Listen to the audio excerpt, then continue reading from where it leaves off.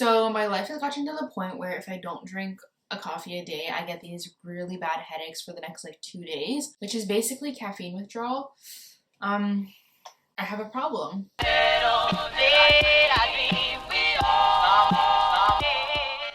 Hey everyone, what's up and welcome back to my channel. If you're new here, my name is Amanda and I make lifestyle and college content on this YouTube channel, and I really hope you guys stick around if you're new here. So today's video, as you can see by the title, is basically how to get sponsorships as a micro-influencer. If you don't know what a micro-influencer is, basically it's a influencer or content creator that has between 1,000 to 10,000 subscribers, followers, whatever you want to call it. So we are the small little people in this community.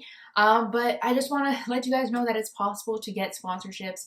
It's possible to get paid to promote brands. It's possible, and I want to share kind of like how I got to that point and any tips or tricks that I can share with you guys. I asked you guys on Instagram, where you can follow me right here or here somewhere, some questions that you guys might have for this video, and I'm going to answer them all today. So I kind of just wanted to start with my story. So I started getting paid for collaborations when I hit around 2,000 followers on Instagram. So personally, I make more money from sponsorships on Instagram than on YouTube right now. I don't know why. I can't tell you why. It might just be that my Instagram is more appealing to the brands. I don't know. I do make LGBT content on this YouTube channel sometimes, so that has affected me heavily, whether it be because people think I'm not advertiser friendly on YouTube, things like that. So it's been like a bit of a struggle for me, but it's possible. And yeah, so I make more money on Instagram than I do on YouTube. I kind of wanted to make this kind of topic into a series. So I want to talk today about how to make money as micro-influencers. I want to make another video talking about media kits. I want to make another video talking about how I pitch to brands, things as such. So if you think that's going to interest you, don't forget to subscribe and let me know in the comments below if that's something that you want to see. So I'm going to find the questions now. I took screenshots of the ones I want to answer. I got a few of the same ones, so I only screenshotted one of each question. But the first question is, do you believe sponsorships are an important variable in growing one's platform? I don't think that having a sponsored content will make you get more followers. I don't think that having sponsored content is going to make you go viral. I don't think that having sponsored content is really going to affect the way that you grow. That's just my personal opinion. I actually seen that with different creators, because I do influencer marketing sometimes, and I do see that sometimes people's posts that are sponsored tend to do a little less good as the ones that aren't sponsored. So I don't think that having sponsorships is a good way. Like, it won't make you magically grow overnight. That's all I'm going to say about that. That's how I feel, and that's what I think. Maybe other people have different experiences with that, but I don't think having sponsored content is a necessity to help you grow. How do I get rid of all the ambassador offers? They never even look at my content. Okay, these people are the most annoying ones. I think they're talking about like when you have a request in your DMs and you click it, and then the person says, "Hi, my name is blah blah blah, and I'm an ambassador, a brand ambassador, searcher, whatever they're called, for this company, and I came across your profile and I love your profile. Message this account," then they add an account, "if you want to be a brand ambassador." Most of those ones are scams, and they will make you pay for shipping and never ship you out the product, which is very annoying. So I don't really know a way to get rid of them. The only good thing is that if you are getting these, perhaps your account is really looking like a blogger content creator account, which is good for you. But I don't really think there's a way to get rid of them. You can just block them so that they won't remessage you. But I don't know how to get rid of them, because if I knew, I would not be getting them in my messages anymore. They're so annoying. I just delete them each time and block them. How do I find brands that collab with small influencers? So something that I do is I go look at other people's accounts that have a similar following to myself. So right now I have, I think, 6,800 on Instagram. So what I'll do is I'll go look at other creators that have ranging from 5,000 to 8,000 followers and see which brands they collabed with. Then you can always follow that brand, keep up with them, see if they ever need someone to help with collabs or sponsorships. You can also reach out to them yourself. But that's a way that I kind of figure out which brands work with like the creators that are in my range of followers. So you can always do that. Go look for people that have the same amount of followers as you and see which brands they were able to collaborate with, because then you know that they will collaborate with someone at the same follower or subscriber count as you.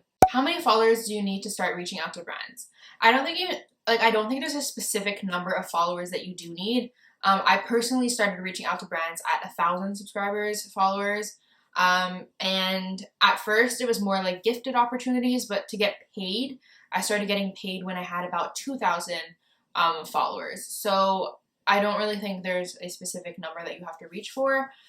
Whenever you think that you're ready and that you think your content is something that these brands will want to work with, I think you can always start whenever you want. I personally don't think you should start under 500, but at the end of the day, you know what?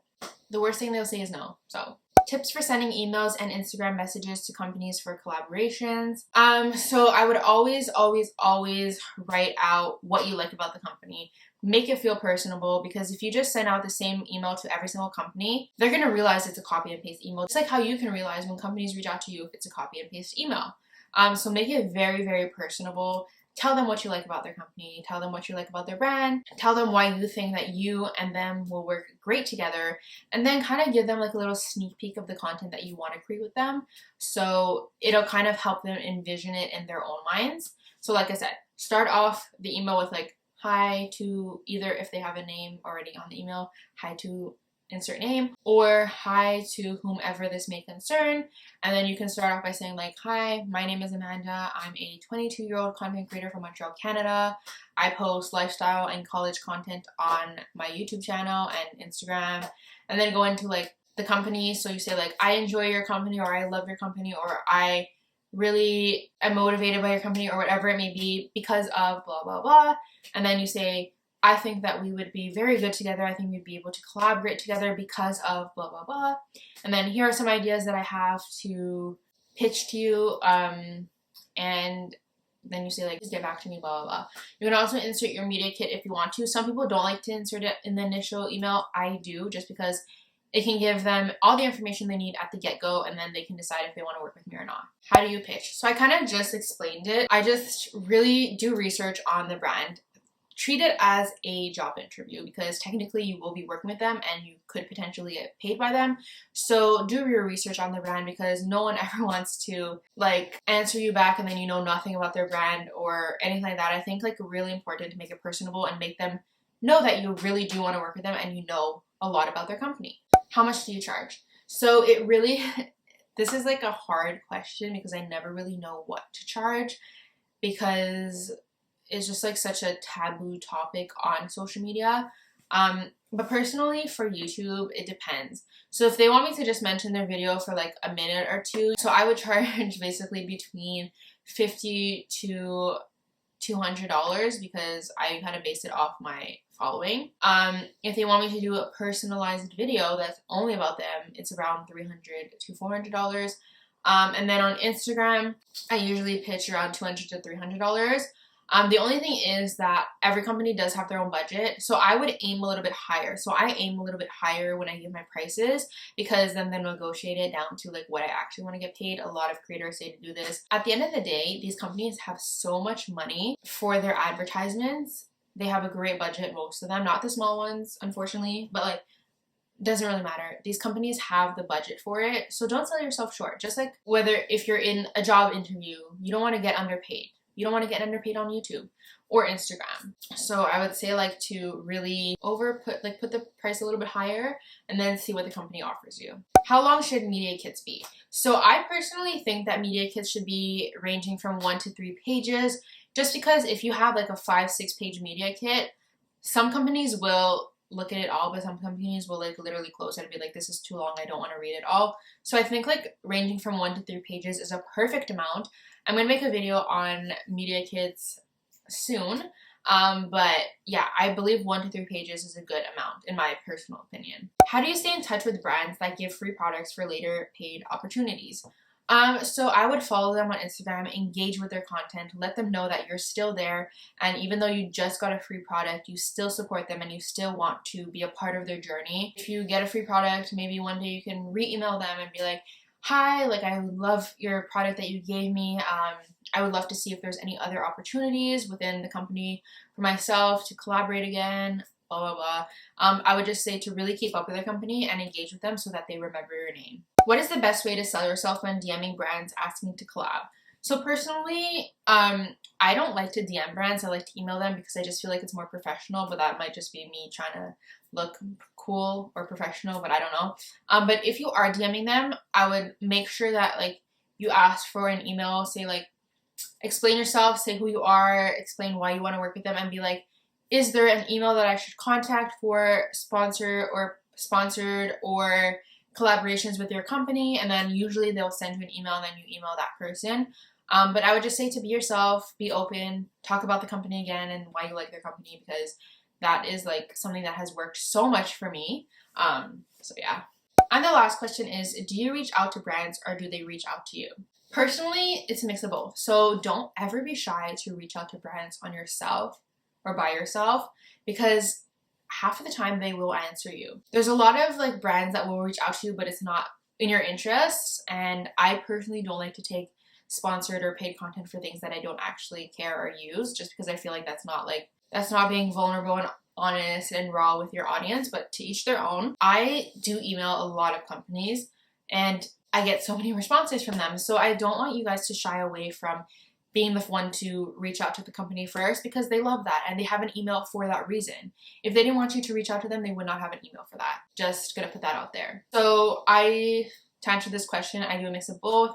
I would say I actually email the companies more than they email me, but that might just be because I'm a smaller creator. I don't really know how it's like for like people that have thousands and thousands of followers, but I like to reach out to companies because then I know that if they do respond and we do work together, it is a company that I like and it's a company that I enjoy using and I will use, and it'll be honest, raw, real content for my followers. That was the last question I had. This was a really fun video. I'm so into like the business side of everything too.